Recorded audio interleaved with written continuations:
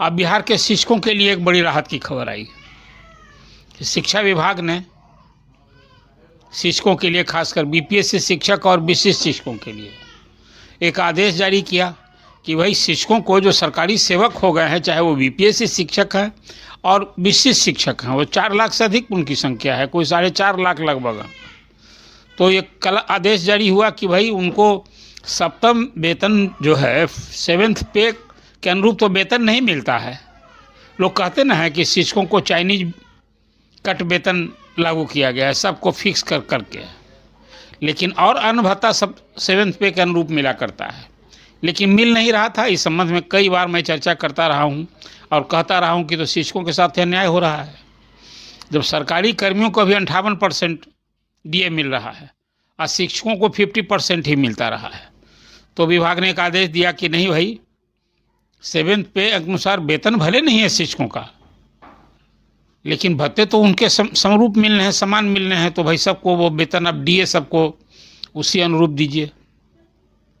फिर house rent, अभी सबको समग्रता में 4% मिलता है, लेकिन सरकारी कर्मियों का जो हाउस रेंट ऐसे थोड़े मिलता है। ग्रामीण क्षेत्र में 5% है और शहरी क्षेत्र में, जो शहरी निकाय क्षेत्र हैं बिहार में, उसकी संख्या भी तो 200 है से अधिक, तो उसका भी अलग अलग पैमाना तय है। तो उसका भी आदेश हुआ कि नहीं, जो हाउस रेंट है, जो हाउस रेंट मिलता है उसको भी आप, तो 5% अभी ग्रामीण क्षेत्र, उसका तो 5% मिलता है। और हालांकि शहरी निकायों के हिसाब से जो शहर का सबका कैटेगराइज किया हुआ है, जैसे पटना का अलग, पूर्णिया का अलग, मुजफ्फरपुर का अलग, इस तरह से तो 8 से 9%, 8 से 10% तक मिलता है हाउस रेंट बेसिक का। तो अभी हुआ कि नहीं, उनको जहाँ जो जिसकी पात्रता है उस हिसाब से हाउस रेंट भी दीजिए।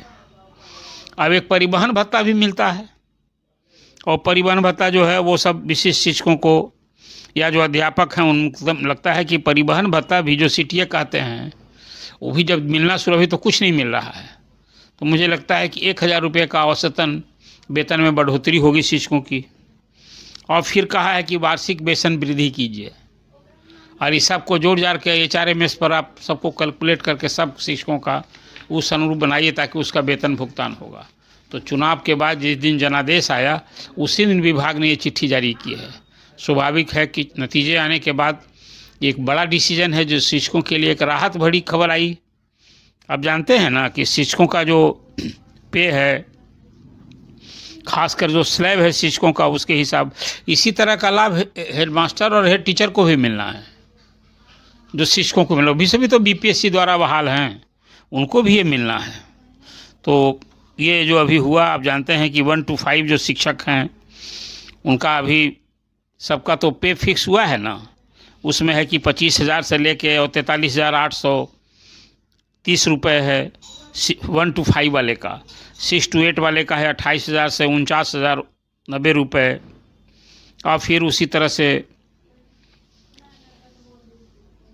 6 to 8 वाले का है 30,000 से लेके 52,570 रुपये। फिर 9 to 10 वाले का है, और फिर उसी तरह से शिक्षकों का। तो ये है कि इसके अनुरूप सबको अब पे फिक्स होगा। और लेकिन अब सबसे बड़ी बात रह गई, मूल मांग है सेवा निरंतरता, कि जब तक नहीं मिलेगा तो खासकर जो विशिष्ट शिक्षक हैं उनके साथ तो इसको न्याय नहीं माना जाएगा। आपने शिक्षकों को, जो नियोजित शिक्षक थे, एक मामूली परीक्षा के नाम पर आपने परीक्षा ली और विशिष्ट शिक्षक बना दे, सबकी नौकरी नहीं कर दी आपने। अब तो जो आपकी प्रोन्नति, विशिष्ट शिक्षकों की प्रोन्नति के लिए जो नियमावली बना रखी गई है, उसमें तो अभी 8 साल होगी सेवा होगी तब न मिलेगा। ये अन्यायपूर्ण है, उनको सेवा निरंतरता का लाभ मिलना चाहिए। और जो विशिष्ट शिक्षक हैं, जो प्रधान शिक्षक हो गए हैं, अब उस संबंध में भी अभी आदेश सरकार को डिसीजन लेना है कि जो जनवरी महीने में और मार्च महीने में परीक्षा देकर जो बीपीएससी शिक्षक अभी जुलाई महीने में जो हेडमास्टर हो गए हैं या हेड टीचर बने हैं, तो उनको भी उस सेवा का की गणना सेवा निरंतरता का लाभ मिलना चाहिए। तो ये एक मांग अभी मूल मांग रह जाएगी। अब फिर इसके आधार पर प्रोन्नति होगी। अब तो नई सरकार आ गई, फिर मुख्यमंत्री नीतीश कुमार का बनना तय ही है। तो मुख्यमंत्री ने जो अक्टूबर महीने में एक आदेश दिया था कि भाई शिक्षक ट्रांसफ़र को लेकर परेशान हैं, तो उनसे 3 जिला का ऑप्शन लीजिए और 1 जिला में कीजिए, तो आदेश लागू हुआ कहाँ। शिक्षकों का जिला अलॉट हुआ, स्कूल अलॉट होते होते और सब कुछ आचार संहिता लागू हो गई, कुछ हुआ नहीं, तो वो मात्र लंबित पड़ा है। तो जिन शिक्षकों का कोई 50,000 शिक्षक थे वैसे, जिनका जिला अलॉट हो गया था और वो स्कूल अलॉट नहीं हुआ था, तब तो सरकार, मैंने आपको पहले भी किया था कि शिक्षकों को थोड़ा धैर्य रखना होगा, चुनाव बाद ही अब सब कुछ होगा। तो चुनाव हो गया और सरकार वही आ गई, अब मंत्री जो रहें, लेकिन विभाग तो है ना। तो मुझे लगता है शिक्षकों का जो ट्रांसफ़र लंबित है, जो प्रोसेस शुरू किया गया था, वो सब तो होना ही होना है। तो उसमें जो अभी जिनका जिला अलॉट हो गया है, स्कूल होगा, और जिनका अभी नहीं हुआ था, फिर से आवेदन लिए गए थे, उसका भी होगा। हेड टीचर में भी जो वैकेंसी रह गई थी, उसके लिए भी उनका ऑप्शन माना गया था फिर। लेकिन एक बात रही गई कि हेड टीचर का जो पोस्टिंग हुई थी, उसमें आज भी अधिसंख्य हेड टीचर परेशान हैं। अभी तो सबका वेतन भी जिलों में अब मिलना शुरू हुआ है, सब अभी प्रक्रियाधीन है। और पिछले 2 महीने में, जो खासकर सितंबर महीने में, अक्टूबर महीने में, जो विभाग के आदेश से फरमान जारी भरे होता रहा हो कि सबको वेतन नियमित कीजिए, नियत समय पर कीजिए, वो लागू होने से रहा। और इस महीने भी विभाग के एसीएस ने आदेश दिया था। अभी पिछली जो बैठक की अभी, उसमें समीक्षा कर में यही कहा था, वेतन ही भुगतान सबसे बड़ी बात थी। और उन्हें तो 2 दिन 3 दिन का ही समय दिया था, एक तरह से अल्टीमेटम था, और कहा गया था कि भुगतान नहीं होगी तो कार्रवाई होगी। अब उसके बाद एक समीक्षा होनी बाकी है। लेकिन शिक्षकों के लिए अभी जो 7th पे का लाभ पाने वाले जो सरकारी कर्मी हैं, तो वेतन छोड़ के और सारी भत्ते उसके अनुरूप दिए जाने हैं, ये एक आदेश हो गया है। वार्षिक वेतन वृद्धि का भी, उसको भी जोड़ करके सब कुछ करना है, तो भी होगा ही होना है। अब तो आदेश विभाग का हो गया है, तो इसको लागू करना है। और सबका पे फिक्स तो हो ही गया था, जो सब विभाग ने कहा था कि भाई अक्टूबर महीने का वेतन संरक्षण के साथ, बकाये के साथ भुगतान कीजिए। हालांकि वो भी बहुत जिलों में आधा अधूरा हुआ है। लेकिन अब जब चुनाव समाप्त हो गया है, तो मुझे लगता है कि शिक्षकों की जो परेशानी थी, जो समस्या थी, सो अब दूर होगी। मूल मांग है सेवानिवृत्ता का, वो बिल्कुल पूर्णतः न्यायोचित मांग है, वो होना ही चाहिए, वो पूरा होना चाहिए। अब वो मांग के लिए फिर एक तरह से शिक्षकों को आवाज़ बुलंद करनी होगी, शिक्षक संगठनों को भी संगठित होकर एक स्वरीय बात रखनी होगी। नई सरकार, जो नई सरकार का मतलब है कि मुख्यमंत्री भले नीतीश कुमार होंगे, लेकिन मंत्री, पूरी कैबिनेट में जो बदलाव होगा और जो नतीजे आए हैं, स्वाभाविक है बीजेपी बड़ी पार्टी हो गई है, लेकिन नई सरकार में उनकी मंत्रियों की संख्या घटने वाली है।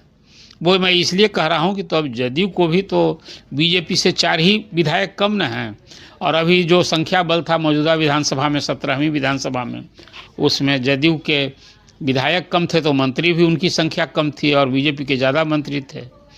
फिर इस चुनाव में जो लोजपा को 19 सीटें मिली हैं, 19 विधायक जीत कर आए हैं, तो स्वाभाविक कि नई सरकार में लोजपा की भी सहभागिता होगी। और उसमें अब डिप्टी सीएम शायद बीजेपी के जो 2 हुए थे वो एक ही हों, और एक लोजपा का डिप्टी सीएम भी हो और एक मंत्री भी होगा। अब उसी तरह से हम पार्टी के जीतन राम मांझी उस समय से उनके सुपुत्र थे मंत्री, या हैं भी, और अब वो भी एक और मंत्री पद की मांग कर रहे थे। तो नई सरकार में देखिए एक और मंत्री का पद उन्हें भी मिल सकता है। और उपेंद्र कुशवाहा की पार्टी के भी अब 4 विधायक जीत गए हैं, उनकी पत्नी भी जीती हैं, तो स्वाभाविक नई सरकार में उनकी पत्नी मंत्री बन सकती हैं। कुल मिला कर अभी चुनाव नतीजे के बाद जो बिहार की राजनीतिक परिस्थिति बनी है, वो चर्चा मैंने की, और फिर इस सरकार में क्या स्वरूप हो सकता है, इस उल्लेख के साथ शिक्षकों के संबंध में जो सरकार ने आदेश दिया है कि उनका डीए, हाउस रेंट, ये सब भुगतान कीजिए जो शिक्षकों को मिल रहा है। मुझे लगता है कि देर सवेर एक और है, शिक्षकों के प्रोबेशन पीरियड को लेकर बात हो रही थी। बीपीएससी शिक्षक या कोई शिक्षक, देखिए शिक्षकों का प्रोबेशन पीरियड जो बीपीएससी द्वारा अनुशंसित और नियुक्त शिक्षक है, उनका 1 ही साल होता है। और वो कहा गया है कि 1 साल में यदि संतोषजनक नहीं होगी तो प्रोबेशन पीरियड 1 साल और विस्तार होता है, और उसमें भी सेवा संतुष्टि नहीं हुई तो फिर तब सेवा समाप्त करने का यही सरकार ने नियम बना रखा है। लेकिन बीपीएससी के जो शिक्षक खासकर TR1 वाले हैं, तो उनका तो सबका ऑलमोस्ट लोगों का प्रोबेशन पीरियड समाप्त हो गया, तो वार्षिक वेतन वृद्धि के वो पूरी तरह हकदार भी हो गए हैं और जो सुविधाएं मिलती हैं। और फिर इसमें कन्फ्यूजन था, लेकिन आज मैंने वो प्रोबेशन वाली नियमावली देखी तो उससे यह स्पष्ट है कि चाहे वो बीपीएससी द्वारा अनुशंसित सीधी भर्ती से नियुक्त हों या दूसरे भी अनुकंपा के आधार पर, उस सब का प्रोबेशन पीरियड 21 साल सरकार ने रखा है। और 2 साल का पीरियड प्रोबेशन पीरियड नहीं होता है, वो तो जिसको 1 साल में सेवा संतोषजनक नहीं वो विस्तार दिया जाए तब 2 साल होता है, और 2 साल में भी सेवा संतोषजनक